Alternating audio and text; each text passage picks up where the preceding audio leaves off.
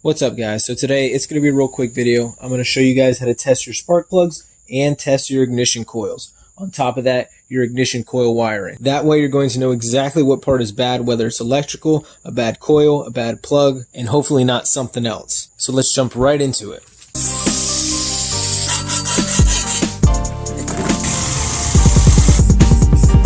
So first off here, this kit is from Tool Aid.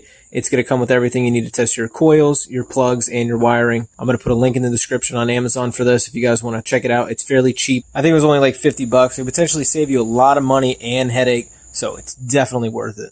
And if you do own a 3 Series like this engine here, anywhere from 2006 to 2013, I do have a video on how to replace all the spark plugs and coils, so check that out in the description. So the first step is to obviously take the engine cover off.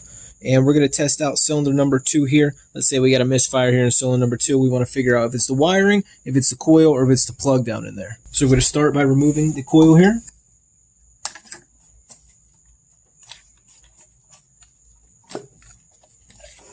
So the first thing we're going to be testing is our wiring here. Make sure all of our little connections here and all of our wires are good. So this kit here does have a lot of different connectors to test your ignition coil wiring.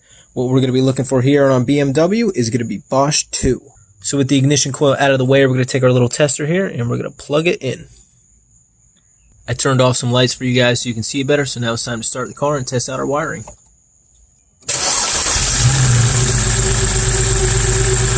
So our wire checked out, and now we're going to test our coil. So we're going to plug our coil back up.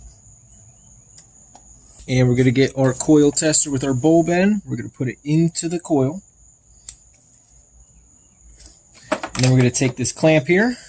Clamp it onto the male end, and then stick it to a ground. Now if our coil is good, we should see a light here when we start the car.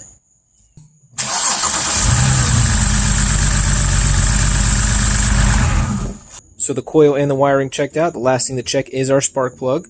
Well, how we're going to do that is this kit does come with an extender here. Our spark plug is going to go in here as we shove it down the hole. So we'll start by moving this off, shoving it down into the hole and attaching it to the spark plug. And then we're going to take this end off this clamp, put that away, and we can stick it down here. And we'll see if this lights up when we start the car.